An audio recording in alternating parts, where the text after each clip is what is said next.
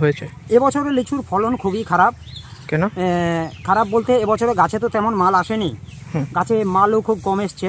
আর plus হলো কি যে এই যে যুদ্ধ চলার কারণে আমরা একটা খারাপ পরিস্থিতির মধ্যে চলাফেরা করছি। বাইরে যে আমাদের স্পটটা যেত সেই স্পটটা এখন যাচ্ছে না, সেই স্পটটা এখন পুরো বন্ধ হয়ে গেছে। কোথায় কোথায় যেত?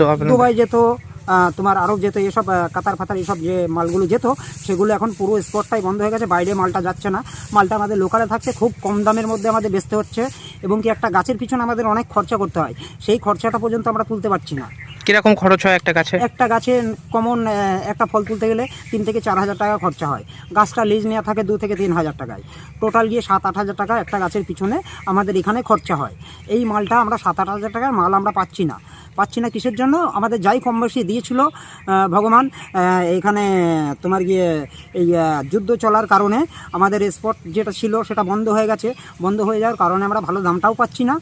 কোথায় মানে হচ্ছে কি এই যে যারা আরব নিয়ে যেত বলছেন, যারা কাতার নিয়ে যেত বলছেন, এরা মানে হচ্ছে গিয়ে আপনাদের সাথে কিভাবে যোগাযোগ করতো?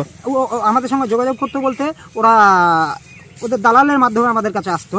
আচ্ছা, তারা হ্যাঁ এজেন্টের মাধ্যমে আমাদের কাছে আসতো, তাই এজেন্টের মাধ্যমে এসে এখান থেকে মাল নিয়ে যেত।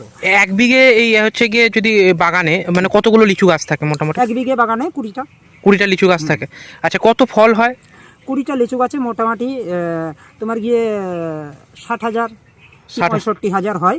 এবার এই 65,000 20টা লিচু গাছ চাষ করতে গেলে 3 কোটি 60,000 খরচা হয়।